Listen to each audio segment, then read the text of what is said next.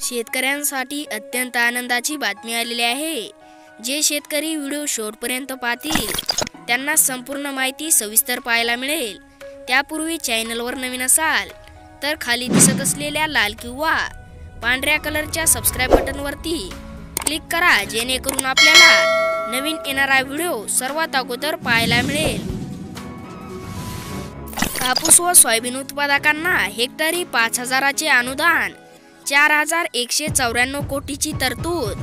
धनंजय मुंडे सन 2023च्या खरीप हंगामातील कापूस व सोयाबीन उत्पादक शेतकऱ्यांना अर्थसंकल्पात केलेल्या घोषणेप्रमाणे प्रति हेक्टरी 5,000 रुपये अर्थसहाय्य देण्याचा निर्णय आज कृषी विभागाने घेतला असल्याची माहिती कृषी मंत्री धनंजय मुंडे यांनी दिली आहे।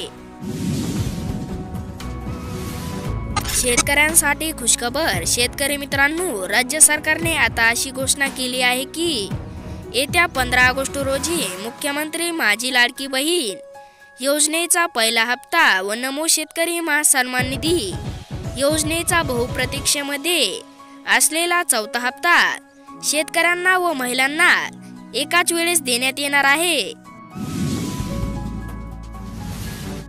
शेतकऱ्यांसाठी खुशखबर। 3 लाखापर्यंतची कर्जमाफी होण्याची शक्यता। अब्दुल सत्तार यांची मुख्यमंत्र्यांकडे मागणी।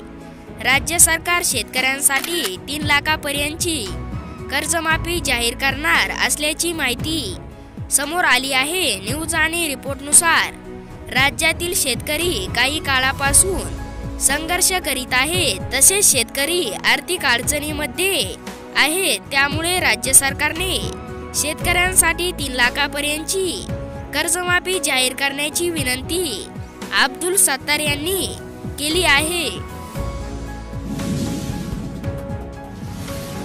दरवाढीच्या प्रतीक्षेतील सोयाबीन विक्रीला दर वाढेना।